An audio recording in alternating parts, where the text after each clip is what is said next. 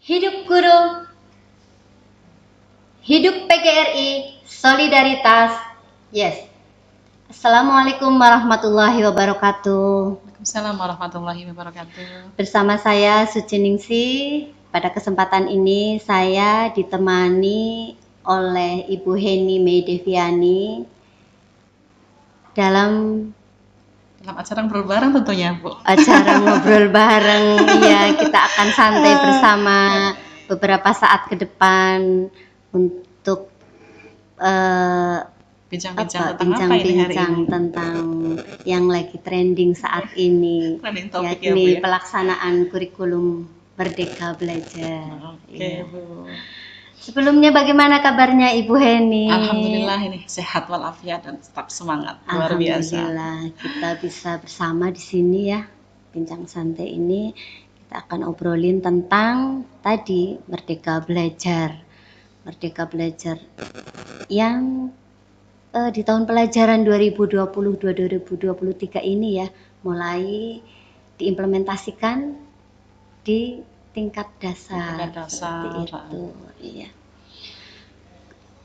Untuk kurikulum Merdeka ini ya setahu saya itu konsepnya hampir sama ya atau sama ya dengan filosofinya Ki Hajar Dewantoro, seperti itu. Dari itu, Bu. Iya, yang memerdekakan, seperti itu, memerdekakan ya, kemerdekaan dan mengoptimalkan potensi peserta didik begitu. Nah, menurut Ibu Heni di pendidikan dasar, bagaimana sih sekolah dasar itu merancang sebuah pembelajaran berbasis Merdeka Belajar dari peralihan kurikulum ini, seperti itu? Merancang sebuah pembelajaran dari satu kurikulum yang baru itu tuh sesuatu yang harus kita ya Bu ya, belajar tentunya. Sesuatu yang baru yang belum kita kenal, kita kenali dulu lah. Hakikatnya untuk pembelajaran di kurikulum Merdeka Belajar ini berarti kita sebagai guru merdeka mengajar, siswa juga dalam pembelajaran merdeka belajar. Artinya menentukan arahnya sesuai dengan potensi-potensi yang sudah dimiliki. Karena menurut saya itu dalam pembelajaran adalah sebuah proses yang sangat mengasihkan. Proses mengasihkan, menyenangkan, dan sangat menantang tentunya. Banyak hal yang kita tidak tahu, tentu kita harus banyak belajar. Filosofi Ki Hajar Dewantoro tentang kodrat anak. Kodrat anak memiliki satu potensi-potensi yang istimewa, dan setiap anak itu memiliki potensi yang bisa dikembangkan. Sebagai guru tentu dalam proses pendidikan Ki Hajar Dewantoro adalah guru sebagai penuntun. Kita menuntun, kita menggali, kita mengembangkan semua potensi itu dalam proses pembelajaran. Nah, merancangnya bagaimana? Kalau saya sendiri pribadi cenderung yang merancang sesuai dengan segala kemampuan yang kita miliki, kemampuan guru, kemampuan siswa, sarana prasarana yang mendukungnya, dan ya kalau dalam satu konsep itu kita mengukur dulu. Kita mengukur kemampuan guru, kemampuan anak, dan pendukungnya. Kalau menurut saya gitu Bu. Jadi kalau saya mampu ingin melakukan seperti apa begitu, siswa juga kita tahu bagaimana karakteristiknya. Kemudian setelah itu kita lakukan yang terbaik untuk mereka, begitu. Sesuai dengan karakteristiknya, ya, contohnya misalkan kita menanam padi, kita memperlakukan ya seperti padi, gitu. Itu konsepnya beliau Ki Hajar Dewantoro. Kita menanamkan kedelai juga kita memperlakukannya seperti bagaimana karakteristiknya kedelai, gitu. Karena setiap karakteristik itu mempunyai keistimewaan yang dikembangkan. Rancangan pembelajaran yang aplikatif yang kami implementasikan dalam pembelajaran, salah satunya yaitu pada satu pembelajaran, contohnya konsep IPA, pada mata pelajaran muatan pelajaran, sekarang kan muatan pelajaran ya Bu ya, muatan pelajaran IPA ini kami mengkonsepkan sesuai dengan beliau Ki Hajar Dewantara adalah bagaimana anak bisa memahami dulu, ya. Kalau dalam psikologi modernnya, aktifnya dulu.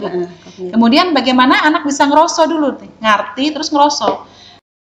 Anak bisa merasakan, ikut merasakan, gitu kan. Dan kemudian bagaimana anak bisa ngelakoni, anak bisa melakukan, gitu.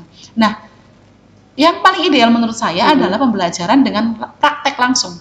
Praktek langsung, Bu. Iya. Jadi kalau kita hanya menggambarkan saja, mendeskripsikan saja, anak abstrak gitu kan. Kalau langsung kan anak konkret melakukan, betul-betul melakukan.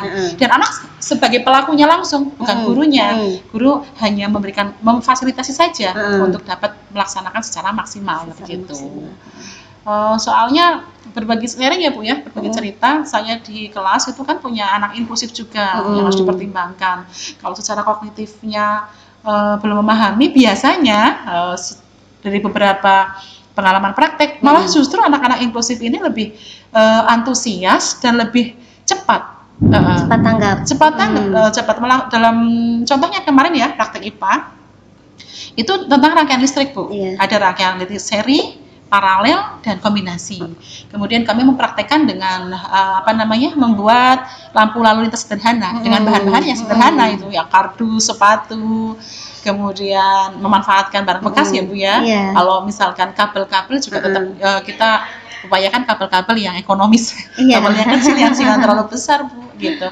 Nah itu anak-anak inklusif malah lebih bisa mengikuti dan memahami. Nah baru setelah itu rancangannya praktek dulu, baru kita komunikasikan dan kita simpulkan. Nah, begitu. Jadi karena sudah langsung mempraktekkan, jadi anak tahu bahwa oh begini ya rangkaian seri itu, oh begini ya rangkaian paralel ini, gitu kan. Oh begini ya kalau sambungan plus dan minus itu keliru gitu. Itu jadi asik juga. Ada yang kebakar, biasalah ya namanya anak-anak kan mencoba sendiri, ada yang bohlamnya putus begitu ya, terus ada yang tidak nyala ketika rangkaian paralel gitu, ada yang nyala semua gitu karena sambungannya tidak sesuai kan, ada nyala merah, nyala kuning, nyala hijau, nyala gitu.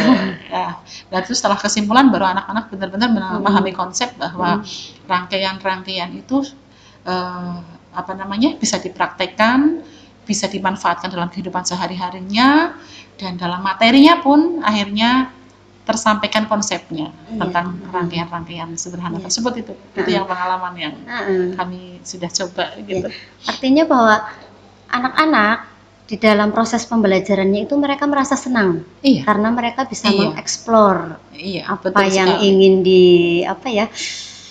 apa yang ada dalam pikirannya, apa yang ada dalam benaknya, dieksplor dalam dibantu dibimbing ya, kebimbingan guru yang selalu siap ya, peran guru di situ sangat siap, harus siap memang mengarahkan, kemudian tentu itu tadi mengarahkan kepada materi, terus menyimpulkan setelah pembelajaran itu kan menjadi satu titik yang nantinya kesimpulan itu dibuat oleh anak langsung.